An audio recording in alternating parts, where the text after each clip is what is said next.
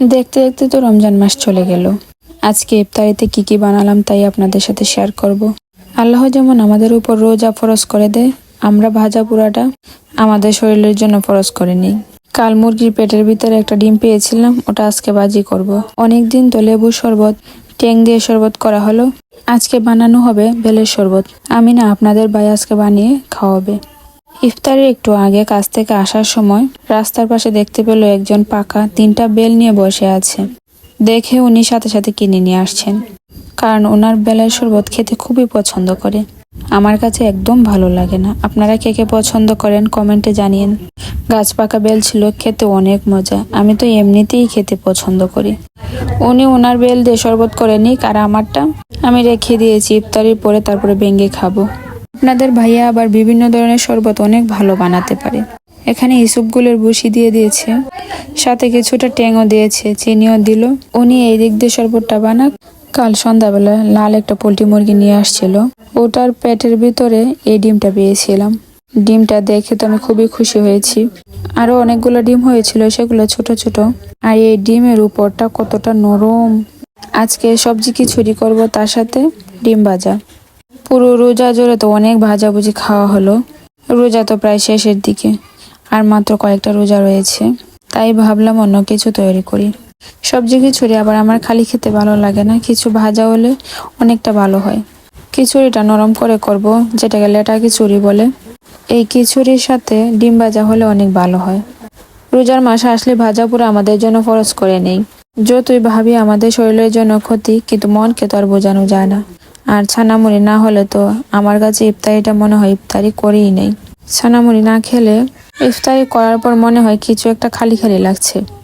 ছোটবেলায় তো আমি রোজা রাখতেই পারতাম না। মা যখন সেহরিতে বলতো কাল ছানামুড়ি বানাবো, তাহলে তো সাবাস। এই ছানামুড়ি খাওয়ার লোভে পুরোই রোজায় রেখে ফেলতাম। রোজা না রাখলে মা বলতো ছানামুড়ি দেবে না। এরকম করে করে রোজা রাখার অভ্যাস করিয়ে নিয়েছে।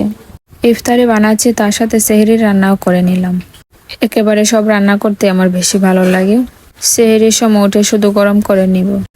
অনেকে আবার দেখলাম রাত 1টার সময় জেগে উঠে সেহরির জন্য রান্না বসায়। এরকম ধৈর্য বাবা আমার নেই।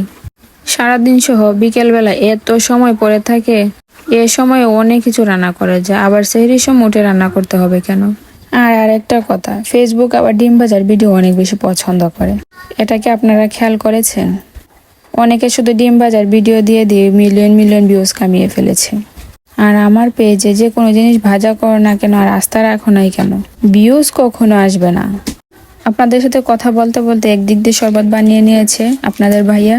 আমি ডিম ভেজে খিচুড়ি রান্না করে নিয়েছি, কিছুটা ফলও কেটে নিয়েছি। ফেসবুকে ভিডিও বানানোর আগে যখন মানুষের ব্লগিং ভিডিও দেখতাম, মনে করতাম কত সহজে কি সুন্দর করে ভিডিও বানিয়ে ফেলে। ভিডিও বানাতে মনে হয় কোনো কষ্টই হয় না।